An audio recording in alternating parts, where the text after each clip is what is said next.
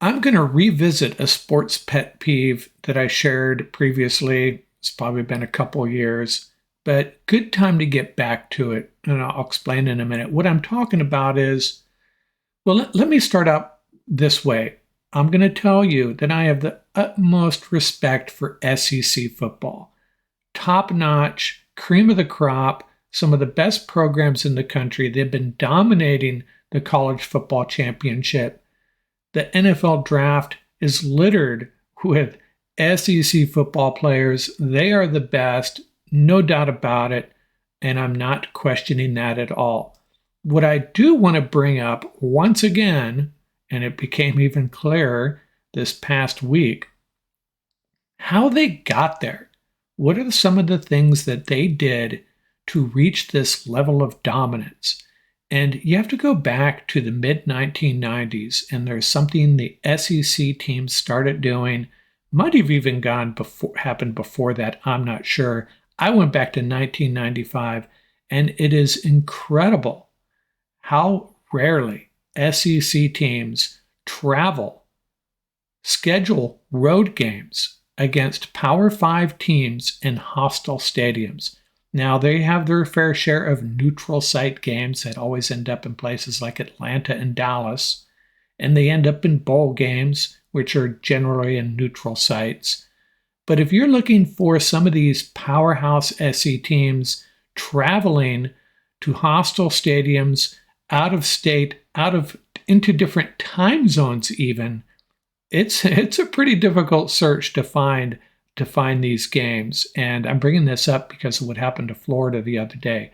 Speaking of Florida, since 1995, do you want to know how many times they've traveled out of state? Let me put it another way. They've scheduled out of state non-conference games against legitimate opponents. Well, even any opponent. Since 1995, 27 going on 28 years, nada, zero, nada once. Their non-conference scheduled games have been against Miami, Florida State, and South Florida. I think it adds up to like 7 games. 7 times they've done that. It could be off. But it's pretty incredible if you think about it. Out of not even let alone out of state. How about traveling outside your time zone, like some of these Big Ten and Pac-12 teams have been doing for years? And they haven't fared well in those games either. And you look at Auburn and Alabama, very similar situation. Let's look at some numbers here. I have them here. Bear with me one second. Since 1995, Auburn has 7 such games where they've scheduled non-conference opponents, Power 5 teams in hostile stadiums. 7 such games, they went 2-5. Alabama, 7 times. They've gone 4-3 in those games where they've played out of conference Power 5 teams, scheduled these games in hostile stadiums. 7 times they've gone 4-3. Now, Ohio State and Michigan, I know they've done it plenty. I took a look at UCLA and USC.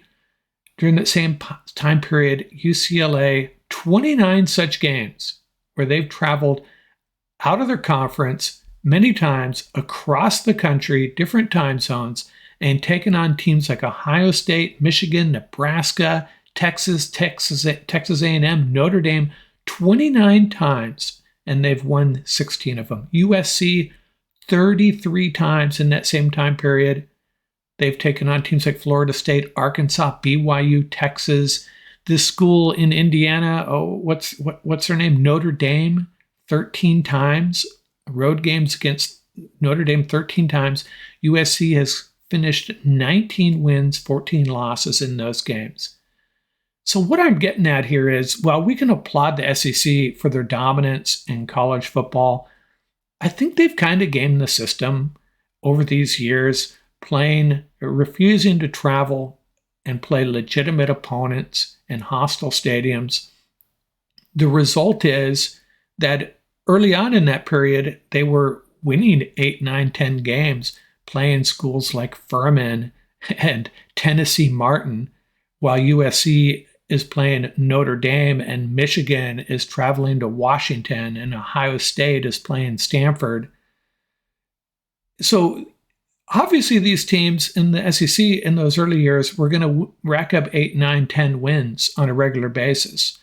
They really only have 3 or 4 critical games on their schedule because they do have a couple of easy games in the SEC, and they play so many home games. They'll play 3 Patsies at home virtually every year, sometimes 2.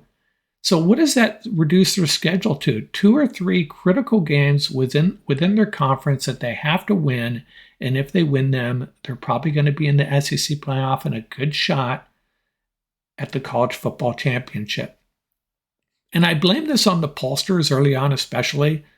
How many times have we seen a non-SEC team travel from, let's say, Washington or Oregon or California to Pennsylvania or Ohio, or vice versa, lose to an underdog by 3 or 4 points and get dinged in the polls?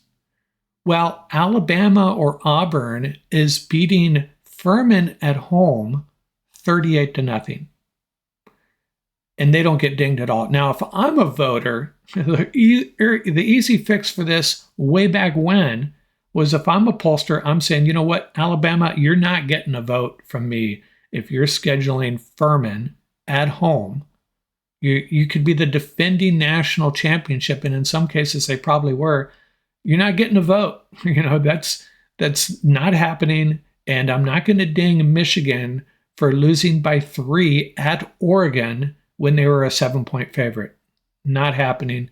And this is the issue I have with the SEC.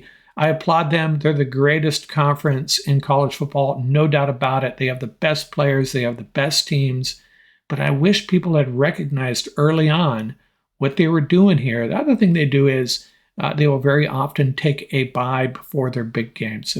If they have a big game on their schedule, they'll make sure they have a bye. Of course, their opponent actually does that too. So both SEC teams taking a bye before the big one. So why should we be surprised?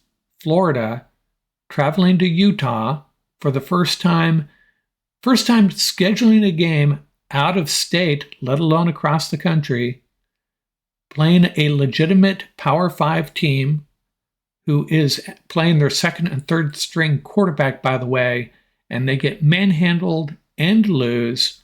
Welcome to real college football, Gators. Welcome to the way the Big Ten and the Pac-12 have been doing it for years, playing to anyone, anywhere, anytime. Not surprised at all with what happened to the Gators.